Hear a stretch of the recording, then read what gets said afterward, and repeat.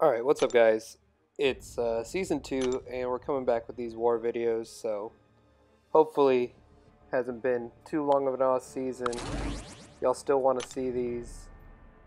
And even though there have been some changes for me in the off season, new alliance, new warpath, hopefully the updated nodes keep it still pretty interesting. But for this one I'm taking my old team, Iceman, Blade, and Ghost Rider. Got path 8, and first node is just Optimist Pessimist, so 4-star tech, shouldn't be anything too difficult. Just jump in here with Blade, and we get Sentinel. So haven't really fought him too much, but I do have Danger Sense, and that's going to make it a lot easier. I do try to do the light, medium rotation, just so he doesn't build up analysis. But he's only a 4-star, and like I said, got the Danger Sense, so there's very low chance of him getting the full analysis charges and me not being able to handle him. So you can see Blade just, after L2 takes him down.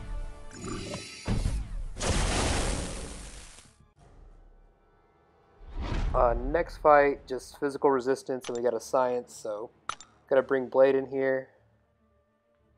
And it ends up being Abomination, which is just straight annoying, because no matter what, if I get a good amount of poisons on me, I'm gonna have to heal up. So I'm trying not to parry, but you notice in my first 5 combo, I take 2 poisons, then another off the parry, so now I'm just trying to finish the fight fast. So I don't mind, just drop the L2, take him down, still end up losing about 20% health. So for my next path, I just make sure, or for the next section, I just make sure that I give him one little potion. And that's where we pick up. And right here, I'm not sure if I checked the node description, but this was a Limber and Rolling Thunder. And I'm getting ready to do all my fights on this path, so throwing in a champion boost. And going in here with Blade again. And we get a Doc Ock. So some more Danger Sense. And oh yeah, this is also a bleed immune. You can see he's not taking any bleed damage. And plan here is just when I push into the L1, try to bait that and then retaliate afterwards. So that's why I used my L1 earlier and gave him a bar of power, and not a very difficult fight.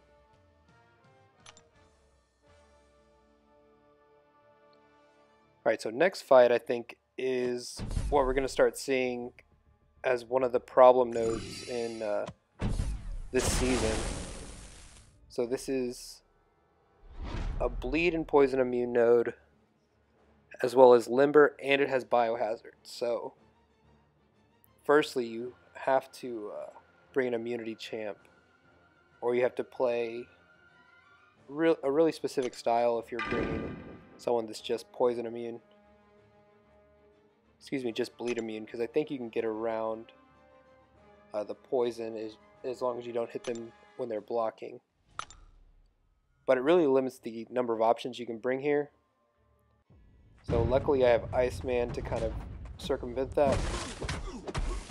But I think moving forward, as we see how Season 2 works out, this node might be able to place some like specific Iceman counters, which would be kind of hard to deal with.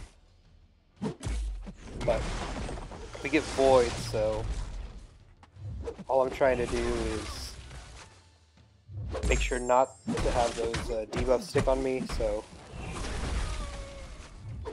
try to time it so that the counter ends and I can end on a 10-hit combo. And I just barely missed it this last time. As you can see, I'm stuck with that Petrify debuff. But shrugged him off. Now I got another one on me.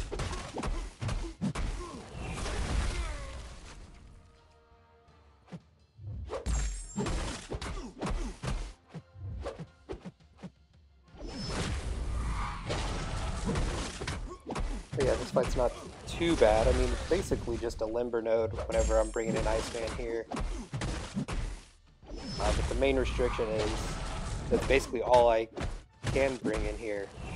So moving forward, like I said, this might be a troublesome node, but Iceman handles his business, takes down Void. Not too tough, but still took quite a few hits, even boosted up, so.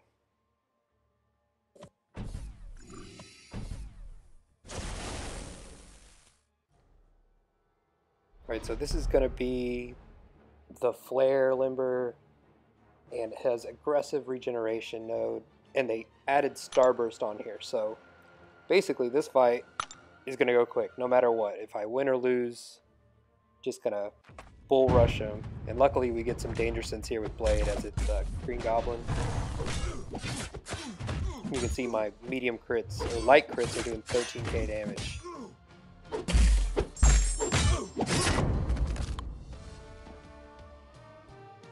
So, 15-second fight maybe. Basically just don't get hit on that node.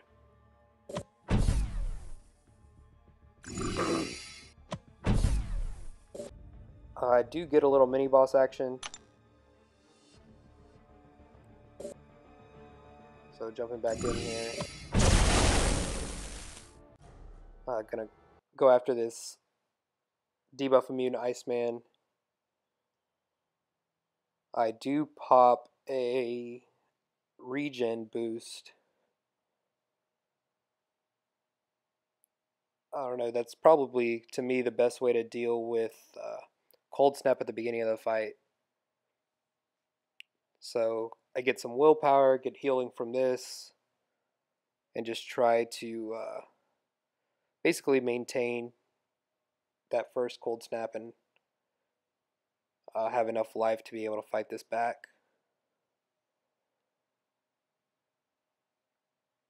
And I'm, throughout this fight, not going to be taking too many risks. So only evade the L1 when I know the spacing's right. Don't try to force the evade because it's not unblockable. I think there's one or two times I do decide to block it, or like you saw right there, I don't attack immediately after, just didn't like the spacing. And right there I blocked the L1. And here I'm taking a lot of damage on block actually, which I need to try to avoid.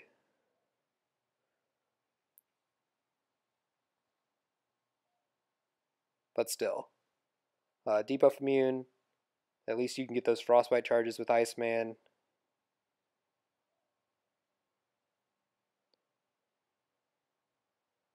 And right here, push him to the L2. For me, that one's a lot easier to evade and punish, so like pushing him there, and he loses his ice armor.